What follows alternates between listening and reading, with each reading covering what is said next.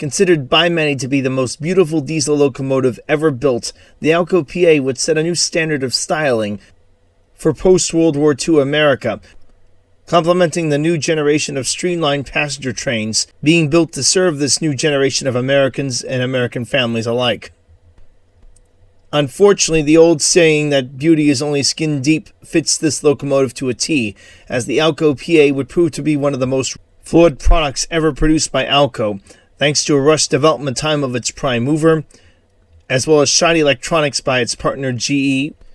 It would go down in history as an unfortunately failed product despite its good looks, and in the end at least have a hand in taking the company down as a whole in the late 1960s. The American Locomotive Company, better known as Alco, was formed in 1901 with the merger of several smaller locomotive companies. The biggest of these smaller locomotive works was the Schenectady Locomotive Works in Schenectady, New York. All production would eventually be consolidated at Schenectady. Alco's first type diesel locomotive belonged to a class called a box cab. The model was simply referred to as a 60-tonner. It was the result of a partnership between itself, Insull Rand, who produced the prime mover, and General Electric, or GE for short, GE itself becoming a very close partner with Alco for the foreseeable future as a partner in its diesel locomotive business, supplying all the electronics for these locomotives. As the name box cab implies, this was little more than a self-propelled box car. It's also important to note at this point as to how diesel locomotive production was being approached, at least by the then big locomotive manufacturers. It was a commonly held opinion that this was simply a fad and nothing more.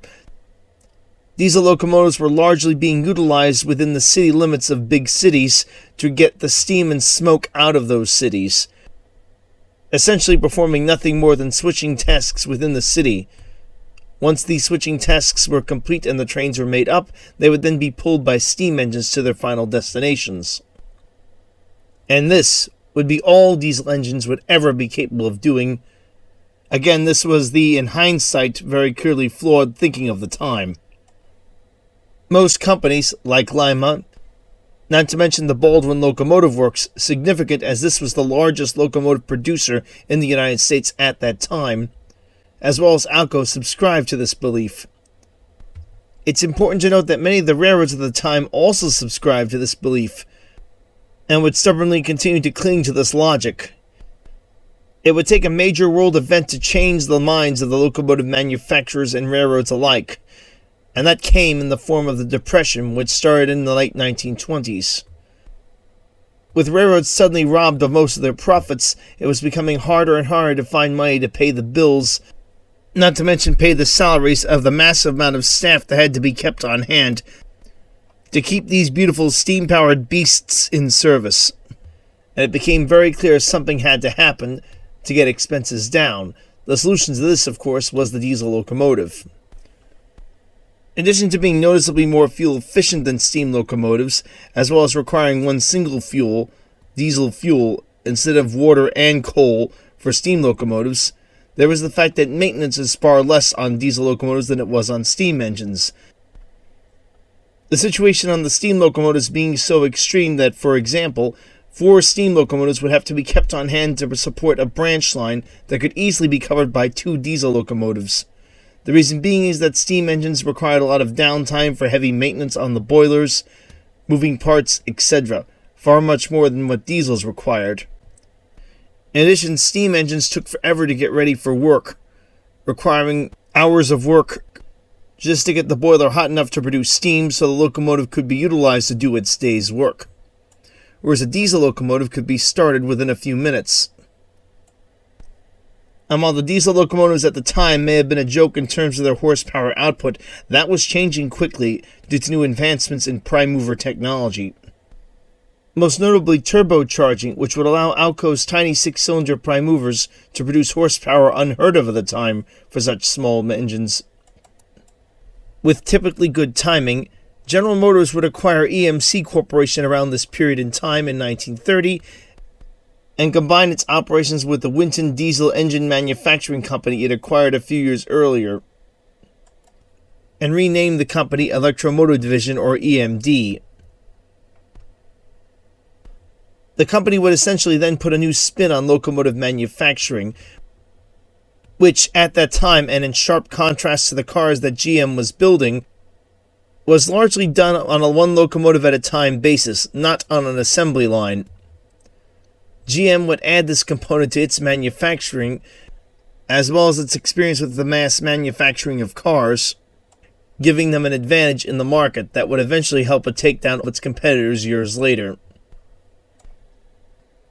For example, General Motors at this point in time, utilizing its experience at working from a parts bin, which it had gained from its automotive manufacturing companies, would create parts commonality among its different locomotive lines, utilizing the same prime mover or diesel engine for each of these locomotives, as well as traction motors, with a few exceptions, as well as internal components. This would allow the company to produce diesel switchers as well as diesel road locomotives at a reduced cost, as it could utilize the parts across these two model lines. Most notably, GM at this point in time produced a road locomotive called the E3, utilizing two of a variation of its specially modified 567 prime mover called the C, again the same model utilized for its switcher locomotives, allowing the company to save a lot of money, with 12 cylinders and 2-cycle combustion, making 1,000 horsepower apiece, making a total of 2,000 horsepower. While Lima and Baldwin would continue to stubbornly maintain their old-school logic of steam locomotives are here to stay, and diesel locomotives were simply a passing fad and nothing more, Alco would be another story. After seeing its success of its early switchers in the diesel locomotive market, and also taking note of an ever-increasing decline on the orders for steam locomotives at the time, Alco began to realize that steam engine technology was not the future of railroads, but the present and quickly becoming the past. With all this in mind, plus the continued increasing sales of its diesel product line, Alco would make the decision to fully commit itself to diesel locomotive manufacturing and the gradual as well as eventual complete phase-out of its steam locomotives, which up until this point in the 1930s strictly was composed of switcher models. One of the first things Alco did, once it reached this decision, was to acquire the manufacturer of the prime mover used in its most recent switchers, McIntosh and Seymour, in 1929. Then the company decided to expand its diesel product category line into road locomotives. It's important to note that at this point in history there were two different types of locomotives utilized on U.S. railroads. Switchers, which were used for locals as well as to handle switching jobs in yards, and road locomotives used to haul the trains between these yards, if you will, or across the country, etc. Diesel road locomotives had the higher profit margins of the time, but switchers were still very profitable. Nonetheless, if Alco wanted to play with the big boys, it had to break into diesel road locomotive manufacturing. Its first attempt to this end would be the DL-109, which would commence production in December of 1939 and last until April of 1945. This locomotive was very clearly a parts bin type design. Utilizing a locomotive design from the famous Otto Kuehler, its electronics would once again, like all previous Alco diesel locomotives, be provided by GE, with prime movers developed by McIntosh and Seymour, who had been integrated into Alco by this point, in this case the 538 and later the 539. The 538 was a current production switcher model prime mover introduced in 1938, while the 539 was an up-and-coming prime mover which wasn't quite ready for the DL-109's debut, both of which had one thing in common, unfortunately, and that was they were developed for switcher locomotives, not road engines, which would play a pivotal role in this locomotive's reliability. As, unlike GM, Alco did not modify these prime movers to handle the job of pulling a road locomotive. They would simply put two of either of the prime mover series in these locomotives, and that was that. The earliest production variations of this locomotive had electrically driven accessories, such as the cooling fans. Later variations, however, reverted back to belt-driven accessories. The electric ones apparently weren't all that reliable, as could be said for the electronics that GE utilized for this locomotive, including the main generator. This, combined with the fact that the 538 and 39, while very good in applications where one prime mover was required, didn't do very well when paired together.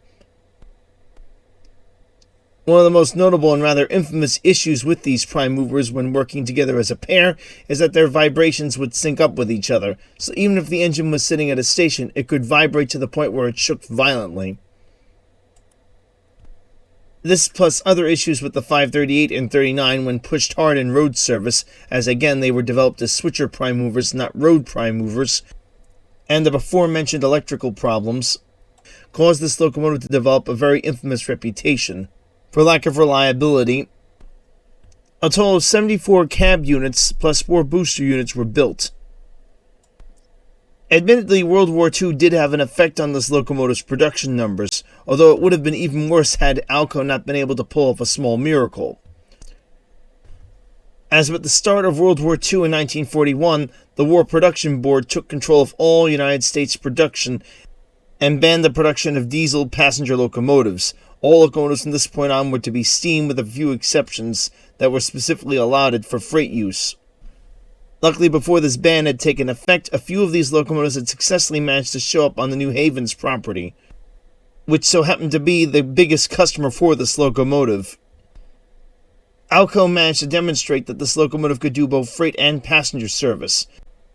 This allowed Alco to complete the order for this locomotive to the New Haven, and so the remaining 41 units of this order were successfully completed.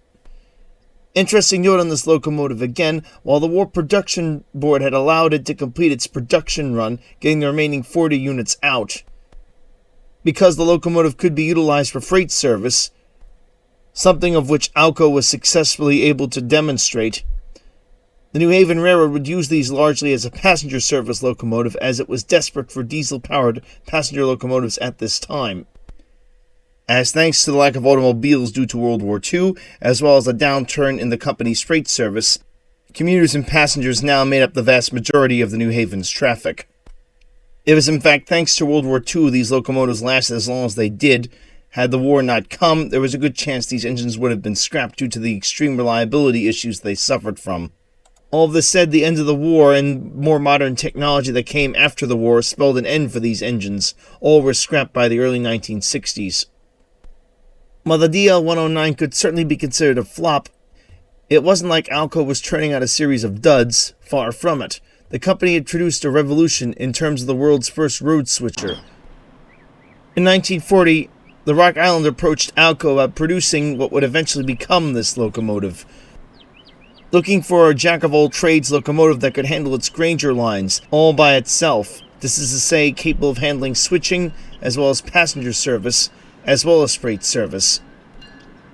Alco, utilizing some clever engineering, extended the chassis of one of its S-series switchers, allowing for the placement of a small hood on the front of the locomotive where a steam generator could be installed, which was an optional feature on this locomotive for hauling passengers.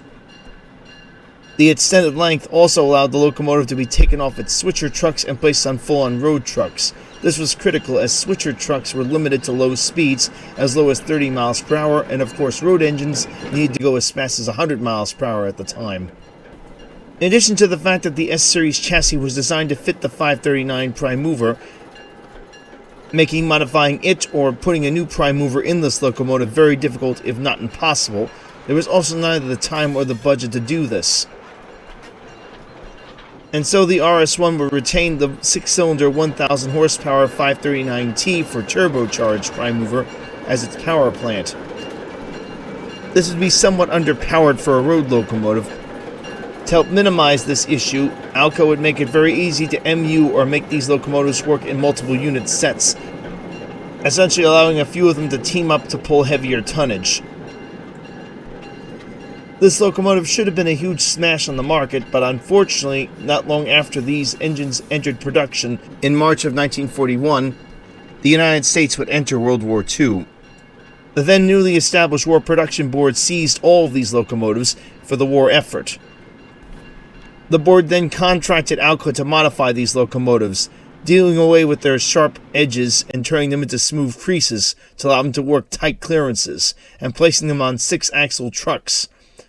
the latter being very tricky as the locomotive was never designed for this, but through some clever modifications, Alco managed to make this order. With one very noticeable consequence: the traction motors were a complete nightmare to service on this engine. The only way of tackling this was to literally remove the trucks so they could be serviced. These engines were then sent overseas to the Trans-Iranian Railway. Few of them would ever return. Although once the war ended, Alco would have a revolution on its hands, one at which it started, as it at the time had the one and only bespoke road switcher on the market.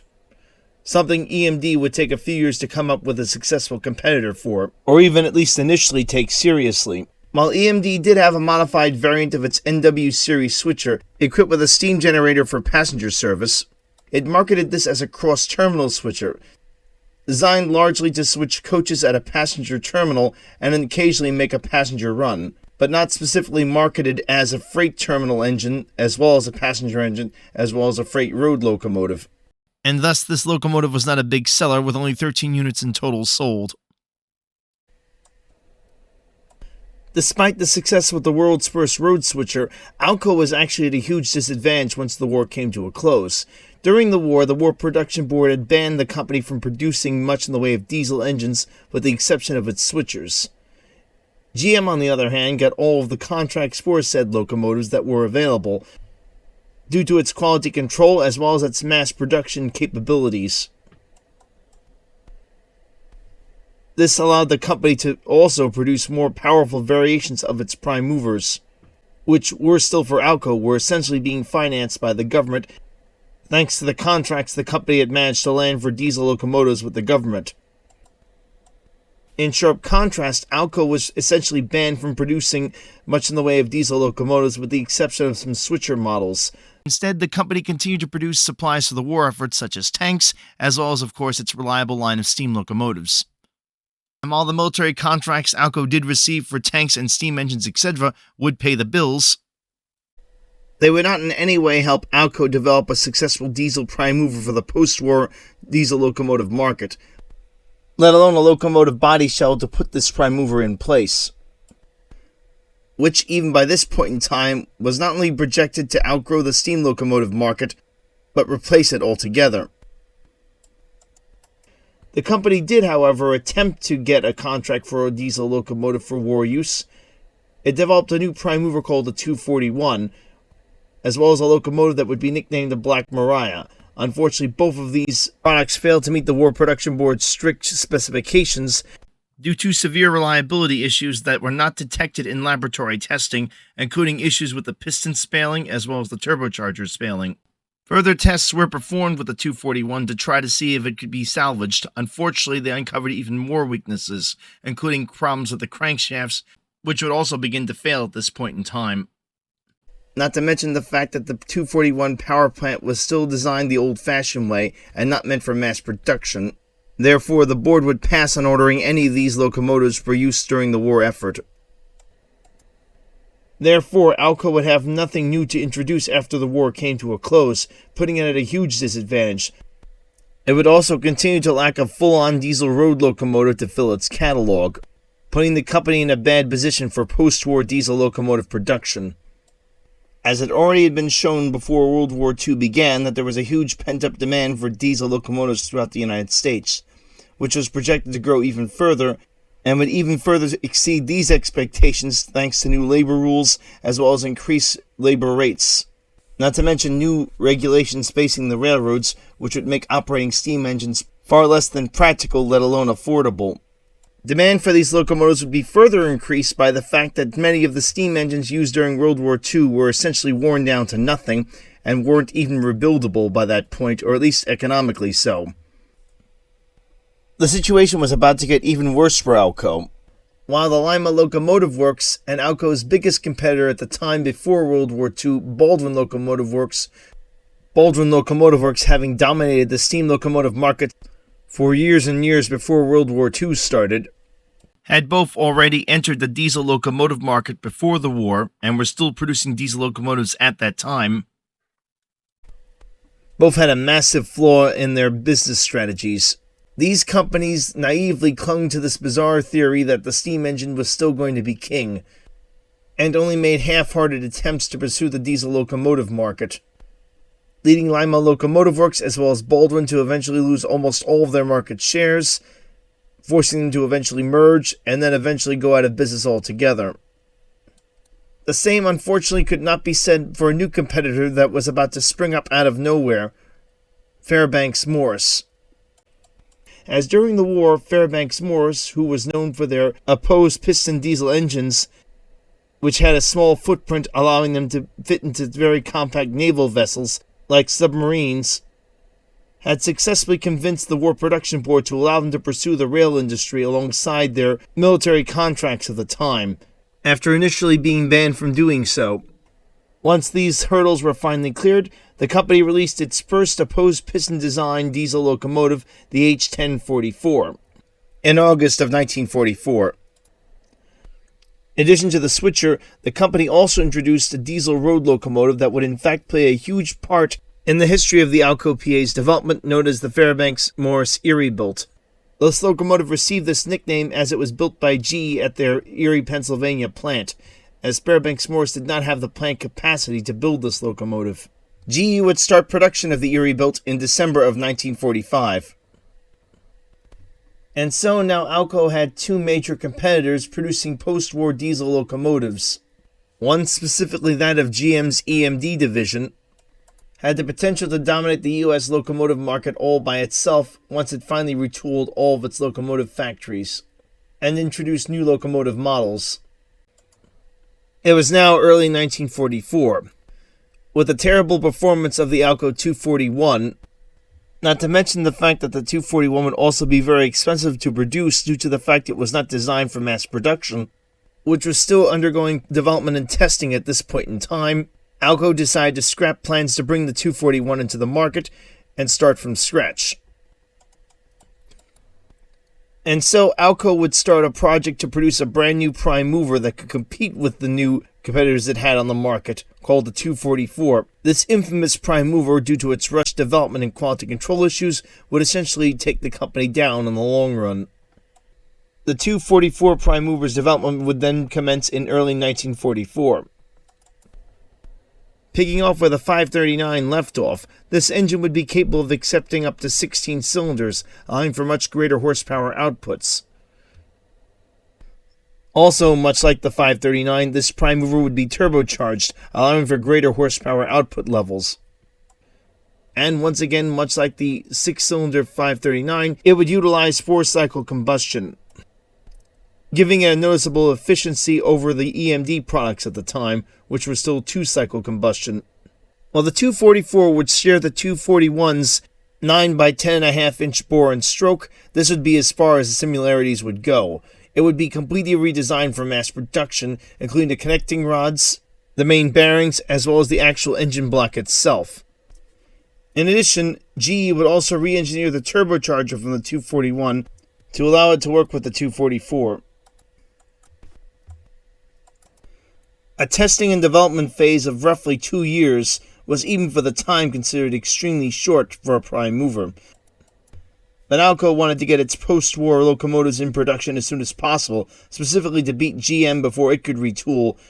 This is to say, converting those factories that were producing wartime goods back into producing peacetime goods, allowing for not just the resumption of its car production, but of course all locomotives, including its passenger engines, and not just those specific models that the War Production Board had okayed for wartime use. And so, to get the 244 out on time to make this very tight deadline, this prime mover would be rushed through every part of its development, aggravating the situation further and causing a lot of the flaws that should have been easily caught during its testing phase was the fact that the testing phase was essentially all but eliminated, with some early production variations of the 244 being shipped before any kind of testing was done whatsoever. While later produced examples of the 244 would undergo some testing, this testing was very much limited, with just one of these prime movers undergoing a 600-hour test inside of one of Alco's buildings at its Schenectady facility. The test started on November 23rd of 1945 and concluded on December the 17th of 1945. While the prime mover did experience 6 shutdowns during its testing phase for the 600 hours, results were generally positive, and for management this was enough for them to go ahead with the production of the engine. Despite this extremely rushed development and testing phase for the 244, Alco would at least in part miss this deadline, with EMD releasing its new E7 passenger locomotive model in February of 1945. Although the E7 was little more than a slightly revised variant of the E6 that was released before the war, featuring the exact same prime movers with the exact same total horsepower output, which was 2,000. Further aggravating this already aggravated situation was the fact that Alco would put extreme pressure on the now integrated McIntosh and Seymour company to push these prime movers out as quickly as possible, even apparently going so far as to, one point, paying this division of the company by the amount of prime movers it successfully produced. This would have disastrous consequences for the lives of new locomotives receiving these power plants. With the 244 being developed, although very rushed, the company now needed a body to slip this locomotive prime mover underneath. It simply didn't have anything to work with at the time. Enter its partner GE. As mentioned before, the Fairbanks Morris Erie built would ironically enough play a big role in the development of the Alco PA, as because these locomotives were manufactured at GE's Erie facility, GE therefore had access to the underpinnings as well as the body of the engine itself. Needless to say, these components couldn't be left as they were, and so GE would drastically rework them. This would initially prove a problem as it currently did not have a stylist available to handle the redesign of the locomotive. Because GE had its fingers in several different pies, it came up with a very creative solution to restyling this locomotive. Enter a gentleman by the name of Ray Patton, who worked at the company's appliance division as a designer. He would essentially be assigned to restyling the Fairbanks Morris Trainmaster into the Alco PA. He would also design as well as style the Alco FA, its older sister. Patton squared off the nose, making it slightly more elongated, and flattened the front of it. Patton also designed the famous grillwork around the headlight to give the locomotive a very distinct streamlined look. And all future Alco cab units that were produced to the company to the end of its days would receive many of these same traits, most notably the grillwork around the headlight, which would also become an Alco trademark. Patton also did away with the extra vents required to cool the opposed piston prime movers that these bodies originally housed when they were Fairbanks Morris Erie builds. As the 16-cylinder variant of the 244, designated to power the Alco PA, would have its cylinders in a traditional V-shaped format, not opposed. The first version of the 244 would have 12 cylinders and 1,500 horsepower, and would be placed in the older sister of the Alco PA, the Alco FA, or specifically the Alco FA-1, which would make its debut on the North American diesel locomotive market in January of 1946, along with its companion booster unit, the Alco FB, or more specifically the Alco FB-1. The PA would follow the FA in June of the same year, specifically again the Alco PA-1, as well as its companion booster unit, the Alco PB-1, utilizing a 16-cylinder version of the 244 for an even 2,000 horsepower, essentially matching what Alco used to need to do 2 prime movers before in the DL-109, utilizing 2 of its 538 and 539 prime movers. The same would be true for GM's products at the time, as their prime movers were still stuck far below the 2,000 horsepower mark. Thus, EMD's locomotives would still require 2 prime movers to make 2,000 horsepower. The final series in Alco's 1946 lineup was the Alco RS-2 RSC2, introduced in October of 1946. This model, as its name implies, was an updated version of the RS-1, now equipped with a much more streamlined, updated body that got rid of all the sharp creases, replacing them with smooth curves. And, of course, featuring one of the company's new 244 prime movers, the same used in the Alco FA, producing 1,500 horsepower with 12 cylinders and turbocharging, as well as 4-stroke combustion. The similar RSC2 model was essentially the same locomotive, but featuring a 6-axle truck with a center unpowered axle for an A1A arrangement.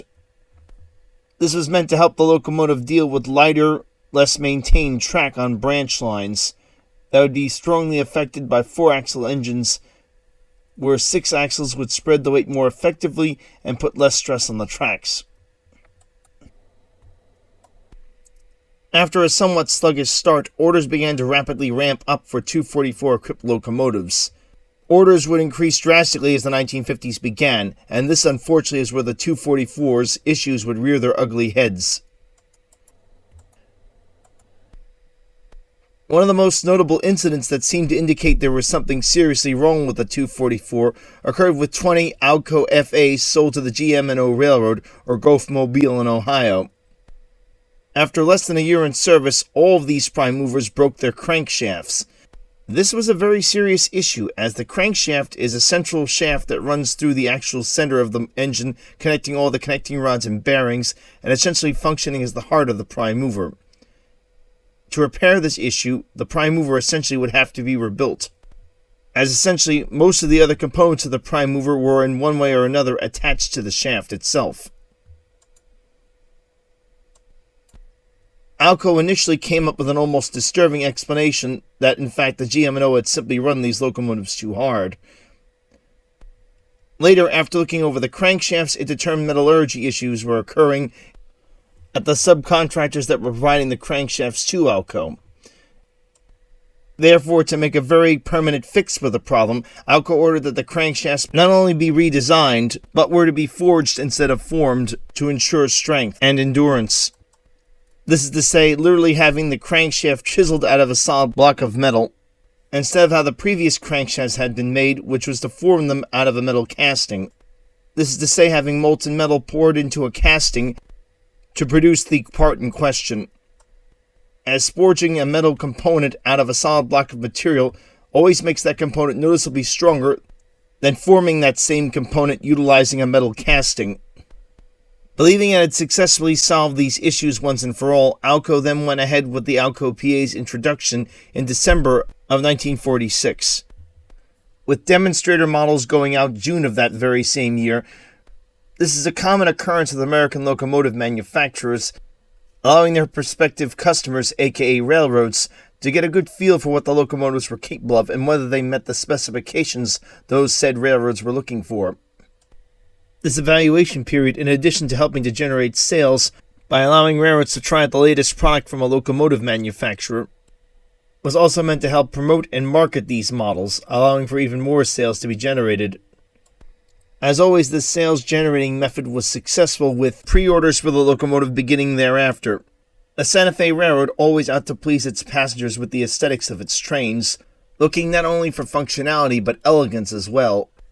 Were immediately pleased with the looks of these locomotives and their functionality, including their extreme fuel efficiency as well as lower maintenance compared to the competing EMDE units, with their all-new 16-cylinder 244 turbocharged power plants, which also featured 4-cycle combustion, producing 2,000 horsepower, again with a single prime mover that was also by itself more efficient than the EMD 2-cycle power plants at the time, and their ability to run very well in high-altitude situations and with long drags, not to mention the smooth ride they gave the crews.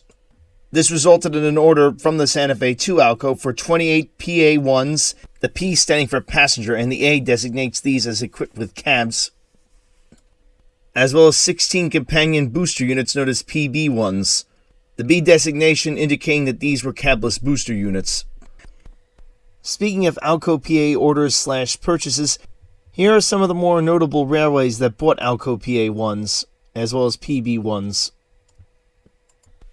The second largest purchaser or buyer for the Alco PA-1, and not so surprising since they were loyal Alco customers, was the New York, New Haven, and Hartford Railroad, better known as the New Haven, with a total of 27 A units being ordered. Another notable purchaser of the Alco PA, and it certainly was, considering it was still the largest railroad at that time in the United States, was the Pennsylvania Railroad, with 10 A units and 5 B units. The Southern Pacific Railroad with 12 A units and 6 B units. The New York Central Railroad ordered 4 A units and 4 B units. The Union Pacific Railroad with 8 A units and 6 B units. the Missouri Pacific, aka the MOPEC, with 8 A units, and the Lehigh Valley Railroad with 14 A units. Notable spotting features for the PA-1s would include their side-mounted projecting number boards. Another noticeable visual trait that can only be found on the PA-1s is the third number board placed on top of the cab roof. At 65 feet 8 inches long, the Alco PA definitely made an impression. The Ray patent-designed elongated nose blended beautifully into the general lines of the long locomotive. The locomotive definitely made a huge splash on the market with its looks, as well as its smoky exhaust caused by turbo lag when the engines were put at full throttle, causing many rail fans of the time to refer to these locomotives as honorary steam engines. The turbocharged 244, which performed much better as altitude went up, as well as the extremely reliable GE traction motors, which would develop their own legendary reputation for tolerating very long and very slow drags up steep grades, and still somehow not burn out. Something General Motors could never match with its own traction motors, and would for the longest time be the envy of GM. The 6 axles the Alco PA utilized were done in an A1A arrangement. This is to say, one powered axle followed by an unpowered idler, followed by a powered axle. These trucks gave the crew a very smooth ride even on rough track. A Santa Fe was only the first in a line of many orders that would pour in that year for Alco PAs. Unfortunately for Alco, the before-mentioned fix with the redesigned crankshaft being forged did not solve the problem with the 244, as these same 20 locomotives that had had this new crankshaft installed to fix the issues with their broken crankshafts had once again broken these new crankshafts within a year. Unfortunately for Alco, this occurrence would prove to be much more than just a fluke, as several more 244-equipped locomotives broke their crankshafts in rapid succession. This problem was traced to metallurgical issues and not just the original formed crankshafts, but in the forged crankshafts as well. Due to the forming and forging processes being used on the subcontractors Alco was using to supply these components. The same could also be said in terms of quality control problems on the bearings, including unfortunately the main bearings used to assemble these prime movers. They were produced far below the quality and tolerance standards that Alco had specified. With these issues discovered and corrected, it looked like Alco had solved the problems of the 244. Or at least this was the case initially. After further investigation, problems with the actual crankcase design, which is where the crankshaft sits inside the engine itself, as well as issues with the bearing saddles not being properly aligned, this in part being traced back to bad assembly quality, were found to be the true culprits of the failed crankshafts. Essentially, poor workmanship became an issue, in addition to an almost complete lack of quality control, especially on the earlier 244s, as much as defective parts. Speaking of poor workmanship, this situation would only get worse, as again Alco was doing whatever it could to push these prime movers out. The company didn't seem to understand that if it wanted to have a reliable prime mover, it couldn't just simply rush them like it would steam locomotive production. While tolerances needed to be within certain levels for steam engines, diesel prime movers were much more sophisticated and required even stricter tolerances, nothing like Alco had ever experienced before. This lack of experience and or knowledge of how diesel prime movers worked resulted in Alco pursuing very reckless policies, including paying the McIntosh and Seymour division of the company, which was now fully integrated into Alco itself, by the amount of prime movers produced. Not to mention the fact that quality control was seemingly non-existent, with some prime movers in later models being pushed out so fast that they were actually shipped with cracked blocks due to shoddy welding. Perhaps the worst part of this whole situation is how Alco addressed it. They essentially went back and tried to fix each problem that came wrong with the prime mover at a time, instead of doing what it should have done before, and that was to completely tear the prime mover down, to locate any and all faults with it currently, allowing for a complete and comprehensive repair. But unfortunately, and again, this unfortunate and much needed step would not be taken at this particular point in time. It would take a few years plus multiple failures of its 244 line equipped locomotives for the company to finally take the problem seriously and tear the prime mover down and make major alterations to it to finally put a lot of these problems to bed once and for all. This would not only damage Alco's reputation, but do a number on its profits, as the 244 was essentially in all of Alco's products with the exception of the S-Series switchers and the Alco RS-1.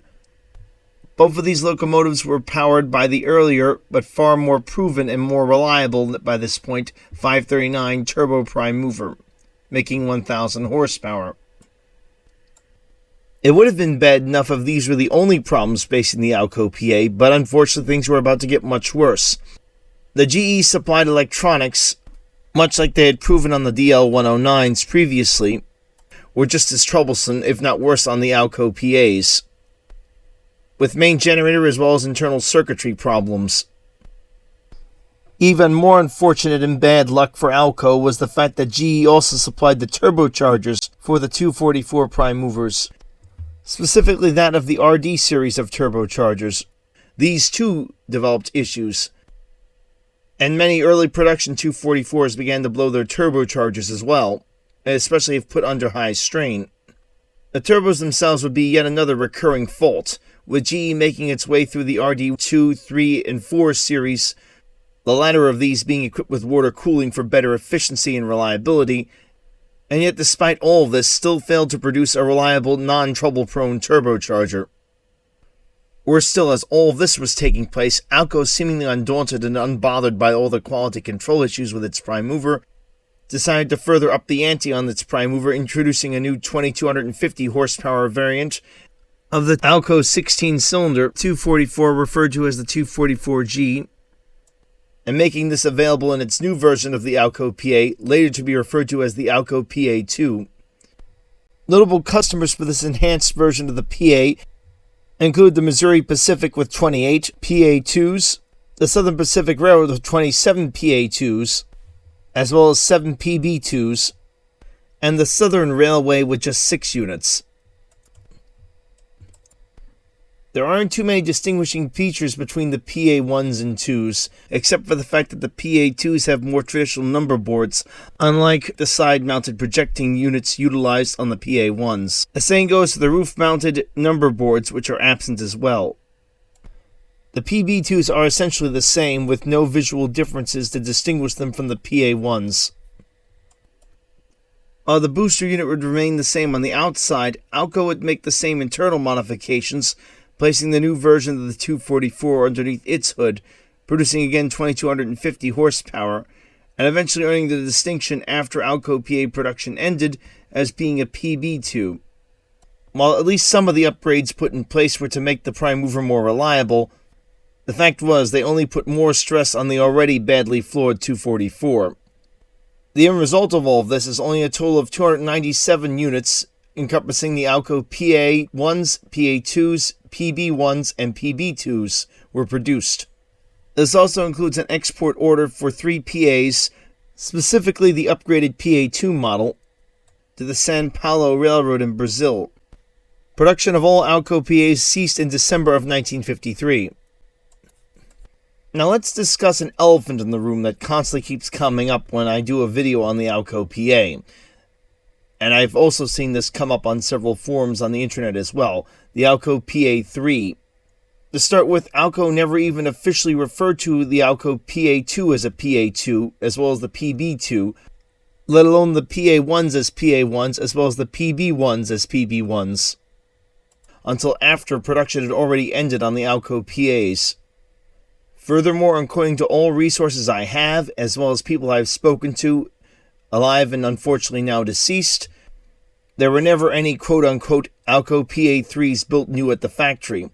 While Alco was planning to build a new variation of the PA, propelled by the company's new and vastly improved 251 prime mover, which would enter production in 1954, and was massively superior to the 244 in every way, specifically in reliability as well as quality control, as well as upgraded GE electronics and an in-house made turbocharger, which could have possibly been known as a PA3 had it come to fruition. This unfortunately never happened, as by this point it was already the mid to late 50s, and the demand for passenger locomotives was dropping ever faster.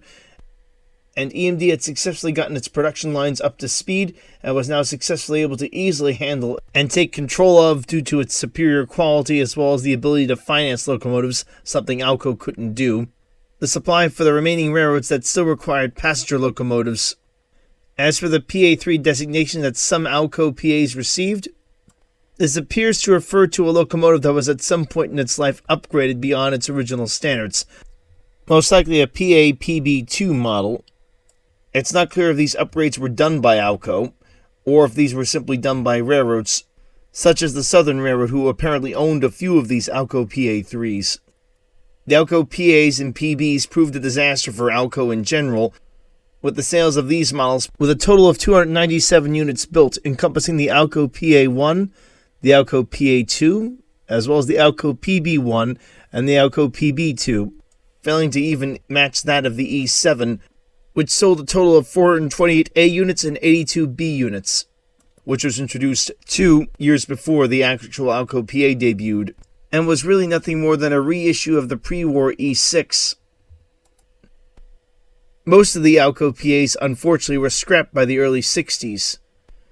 There were a few exceptions, however, such as the Southern Pacific, who would keep its Alco PAs in service until 1967 due to their ability to work in high-altitude, steep-grade situations, which made up the majority of the Southern Pacific's main line. There was also, and most notably, the Santa Fe Railroad, which kept its Alco PAs in service longer than any other railroad in the United States, even going to the extreme of repowering one ABA set with EMD prime movers for the sake of improving its reliability. Unfortunately, this attempt was unsuccessful as it was found to be highly uneconomical, and all of the Santa Fe's remaining Alco PAs would retain their 244 prime movers until the end of their days of service to the railroad. By this point in the late 60s, it looked like the days of operating Alco PAs in the United States were just about over, with even the Southern Pacific, who still owned a few PA2s because they were so excellent at handling the railroad's high mountainous territories, thanks to their turbocharged prime movers and GE traction motors, finally scrapping their units in 1967. But something quite wonderful was just about to happen. The Delaware Hudson, also and better known as the D&H Railroad, had decided after facing fierce opposition to canceling its 2 remaining passenger trains, the Laurentian as well as the Montreal Limited, which it had attempted to announce in 1964, both of which connected New York State with Canada, to upgrade its passenger service. At the time, it was still being run by heavyweight coaches, as well as a few well-worn, more modern, streamlined coaches, propelled by aging steam generator-equipped Alco RS-2s, the D&H being an all-Alco road at that time. To accomplish this, the company would acquire better equipment, purchasing used streamlined coaches from the Rio Grande. Some of these were dome cars, and acquiring 4 of the Santa Fe Railroad's soon-to-be scrapped Alco PAs.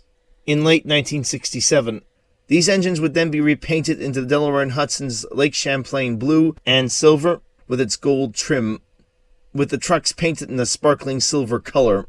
A 5th non-running Alco PA was also acquired from the New Haven Railroad, but strictly as parts to keep the aging 244 equipped locomotives running, as by this point again Alco was long out of business, and parts for the 244 and the PAs alike were becoming ever more scarce, with there being almost no demand for this locomotive, as very few of them still existed. This new upgraded passenger service by the D&H would be short-lived, as on May 1st, 1971, Amtrak was born, and unfortunately for their loyal passengers, the Laurentian and the Montreal Limited were not a part of the initial Amtrak system. By this point in time, the D&H was also no longer independent, having been absorbed by a holding company owned by the Norfolk and Western called Direcco, along with the Erie Lackawanna. Direcco was an attempt by the Norfolk and Western to increase its own length by buying the financially troubled companies at good prices, and at the same time avoid having the financial issues creep into their own company. All of this said, with the cancellation of the D&H's passenger service, the PAs were put into New York to New Jersey commuter service on the Erie Lackawanna's commuter lines. The 4 PAs would be utilized to pull inspection trains as well as some rail fanning trips during this period in time until early 1972, when 2 of them were released to a steam tour operation in Akron, Ohio, where they apparently were never utilized, while the remaining 2 were traded to GE. This decision apparently coming from Direcco management, who decided the PAs were surplus to requirement. It looked like the lives of these 4 Alco PAs were finally over. Then the unexpected happened. While the D&H had maintained profitability through this period, mainly thanks to the incompetence of the management of the Penn Central Railroad, the same could not be said for its sister Direcco company, the Erie Lackawanna, who had only managed to turn a single year of profit under Direcco ownership thus far. In short, with the exception of that 1 year, all Direcco had to show for its ownership of the Erie Lackawanna was red ink. And thus Direcco was not paying off like the Norfolk and Western thought it would. And obviously, especially at this point in time in the United States railway history, with one company after the other going bankrupt, the idea of merging the 2 Direcco companies directly into the Norfolk and Western was obviously not going to be a smart idea, considering all the financial issues cropping up on the Erie Lackawanna and slowly but surely beginning to develop on the D&H. The final straw for Direcco would come that June the 26th of 1972, as Hurricane Agnes caused major damage to the Erie Lackawanna, and the railroad was in no financial position to pay for all of the repairs. With the Norfolk and Western not willing to invest any cash into Direcco or the Erie Lackawanna directly, the Erie Lackawanna declared bankruptcy, and thus Direcco was dissolved. With the D&H now once again an independent railroad, one of the first decisions the new D&H management made, under that of its new president Bruce Sturzing, was to reacquire all 4 PAs. Upon successfully reacquiring all 4 sisters, one of their first assignments was to pull the D&H's Centennial train. While the D&H had existed as a railroad since the late 1800s, it had been a canal before that period in time. Then, a year later, in 1974, Amtrak re-inaugurated overnight service to Montreal on its new train named the Montrealer.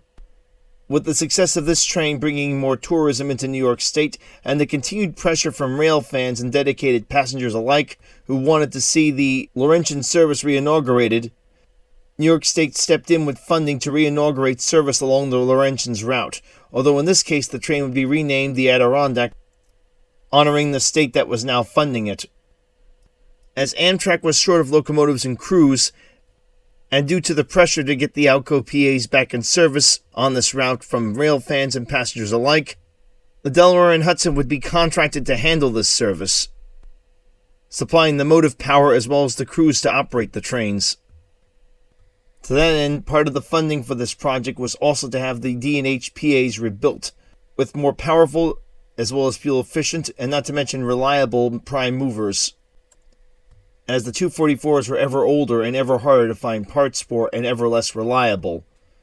With the known mixed results the Santa Fe received in attempting to repower their PAs with 567 type prime movers from EMD, the decision was made to repower them using Alco type prime movers.